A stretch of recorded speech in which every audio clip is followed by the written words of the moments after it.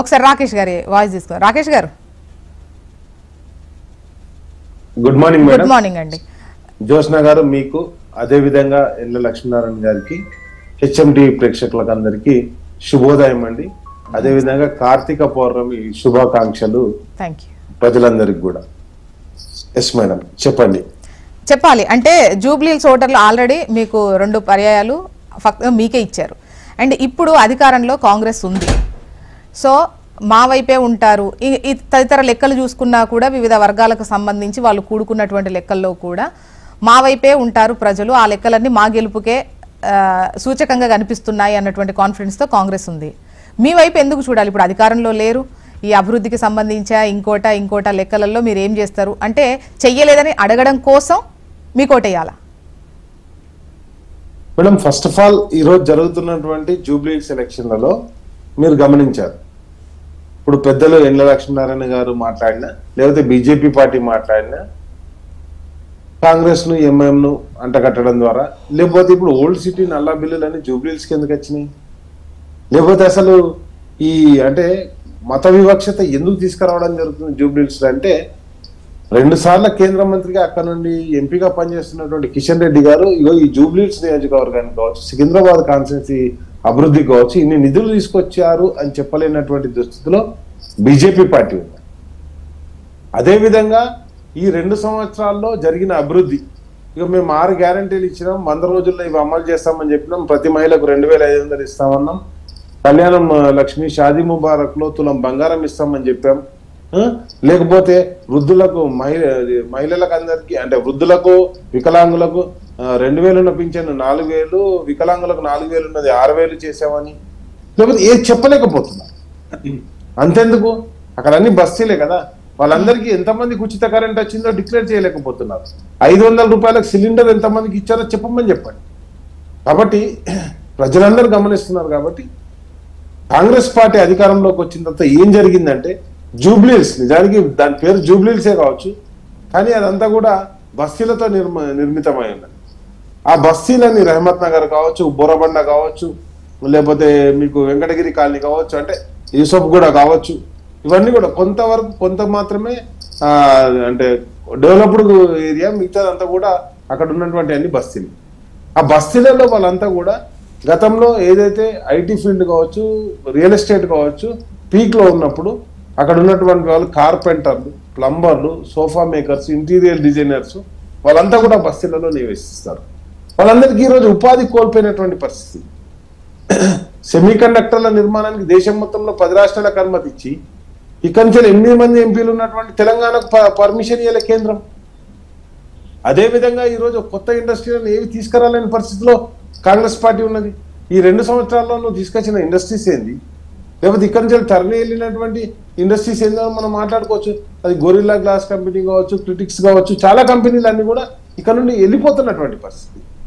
కాబట్టి ఈరోజు మాట్లాడుకోవాల్సింది ఏంది, ఈ దీంతో ఏదో గేమ్ చేంజర్ మీరు అన్నట్టుగా సీఎం మారే పరిస్థితో లేకపోతే పిఎం మారే పరిస్థితి కాదు కదా. ప్రజలు ఈ హైదరాబాద్ ఏ విధంగా అభివృద్ధి చెందింది, ఎవరి హయాంలో అభివృద్ధి చెందింది, 3 సార్లు కూడా హైదరాబాద్ అంటే అక్కడ జూబ్లీహిల్స్ ప్రజలు బీఆర్ఎస్ పార్టీని గెలిపించడం జరిగింది, అద్భుతమైన ప్రగతి సాధించింది. ఆ రోజు నేనేమంటున్నా అంటే కాంగ్రెస్ పార్టీ మొదలుపెట్టిన కంప్లీట్ చేసింది మెట్రో రైల్ బీఆర్ఎస్ పార్టీ మాత్రమే, కేసీఆర్ గారి ఆధ్వర్యంలోనే. ప్రతి ఇంటికి కూడా 20,000 నీటిని ఉచితంగా ఇచ్చినటువంటి గొప్ప గవర్నమెంట్ బీఆర్ఎస్ పార్టీ. అదేవిధంగా మనం చూసాం అభివృద్ధి అంటే హైదరాబాద్ లో ఒక 40 ఫ్లైఓవర్లు కట్టినాం. అదేవిధంగా హైదరాబాద్ లో అద్భుతమైన ప్రగతిని సాధించారు. ఈ రోజు పరిస్థితి ఏంటి మేడం, మీకు ఈరోజు ఛాలెంజ్ చేస్తున్నాను, హెచ్ఎంటీవీ కాడ నుంచి మీ హెచ్ఎంటీవీ కాడ నుంచి పంజాగుట్ట చౌరస్తా వయా ఏది జూబ్లీహిల్స్ చెక్ పోస్ట్ కు రండి, సాయంత్రం 5 గంటల నుంచి 8 గంటల 9 గంటల వరకు. మీకు ఎక్కడన్నా ఒక కాడ ట్రాఫిక్ పోలీస్ కనిపించిన, చాలా రాష్ట్రాలు కనిపిస్తారు తప్పితే ట్రాఫిక్ కంట్రోల్ చేసే వాళ్ళు ఎవ్వరు కనిపించరు. మొత్తానికి మొత్తం కూడా మొత్తం ట్రాఫిక్ అంతా అస్తవ్యస్తమైంది. మీకు తెలుసు, మీరు ఇంటికి పోవాలంటే ఎంత కష్టమవుతుందో. మీరే కేబుల్ బ్రిడ్జ్ దగ్గర నుంచి మేడం, అక్కడ నుంచి పంజాగుట్టకు రానికి మినిమం 45 to 1 hour పడుతుంది మేడం. అదే ఇప్పుడు మార్నింగ్ పోయినాం అనుకోండి 3 to 4 minutes లో, 60 స్పీడ్ లో పోయినా 40 స్పీడ్ లో పోయినా 3 to 4 minutes లో రీచ్ అవుతాం.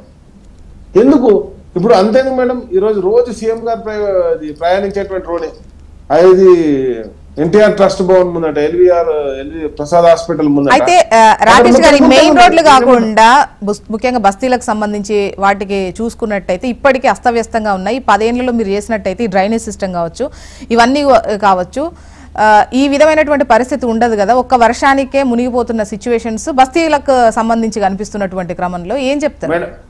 మేడం ఎక్కడ కూడా మేము ఒకటే ఛాలెంజ్ చేస్తున్నాం ఈరోజు కూడా, బస్తీలలో కూడా అద్భుతమైనటువంటి డ్రైనేజీ సిస్టమ్ ఏర్పాటు చేయడం జరిగింది. వీళ్ళు దాన్ని క్లీన్ చేయక, మీకు దానికి ఒక ఉదాహరణ చెప్తాను మేడం. బస్తీలల్లో మోరీలని రెగ్యులర్ గా సాఫ్ చేయాలి. సాఫ్ చేయకపోతే ఏమైతుంది, కవర్లతోటి లేకపోతే చెత్తతోటి ఇసుకతోటి నిండిపోతుంది. ఈ రోజు ఫ్లైఓవర్ మునిగిపోతుందా మేడం వర్షం పడితే?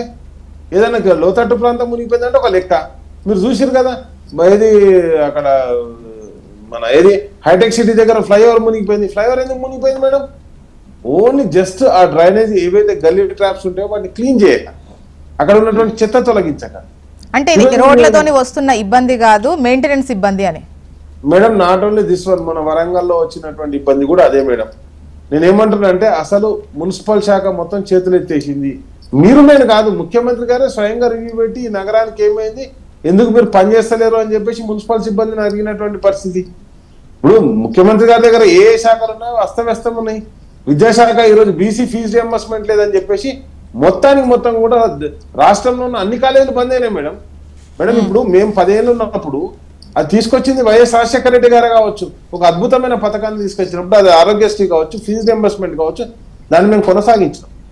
మేము ఏ రోజు కూడా కాలేజీలను ఎండబెట్టలేదు మేడం.